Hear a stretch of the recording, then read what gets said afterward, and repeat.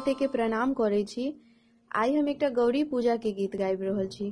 गीत नीक लागत त गीत के अधिक से अधिक शेयर करब। धन्यवाद। जनका महल बीच सिया को बड़ बीच गौरी के भेल ओरियान, सीता गौरी पूजन लेल आयल। जनका महल बीच सिया को बड़ बीच गौरी के भेल ओरियान, सीता गौरी पूजन लेल आयल। तीना ही जल लाए गौरी सिया पूजू, तीना ही जल लाए गौरी सिया पूजू।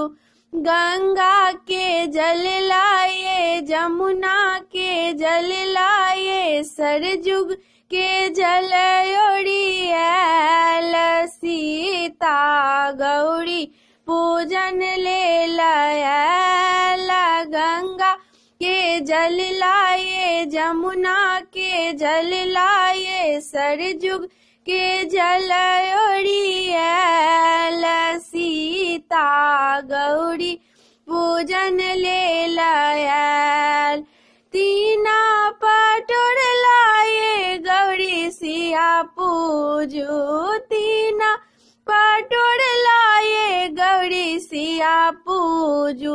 लाल पटोर लाए, पियर पटोर लाए, चुनरी कुसुम ओरियल, सीता गौरी पूजन लेल आयल।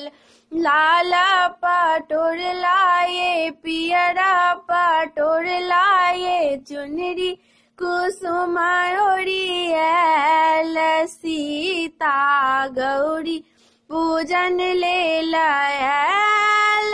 तीना सिंदूर लाए गौरी सिया पूजू, तीना सिंदूर लाए गौरी सिया पूजू।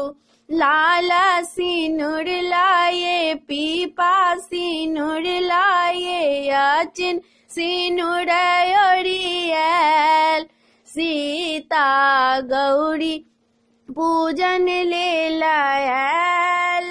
लाल सिंदूर लाए, पीपा सिंदूर लाए, अचिन सिंदूर ओरियल, सीता गौरी पूजन लेल आयल। तीना नवेद लाए गौरी सिया पूजू, तीना नवेद लाए गौरी सिया पूजू। केरायो पेड़ा लाए, आम अनार लाए, पान मधुर ओरियल, सीता गौरी पूजन लेल आयल। केरायो पेड़ा लाए, आम अनार लाए, पान मधुर ओरियल, सीता गौरी पूजन लेल आयल। जनका महल बीच सीता को बड़ बीच गौरी के भेल ओरियान, सीता गौरी पूजन लेल आयल, सीता गौरी पूजन लेल आयल। धन्यवाद।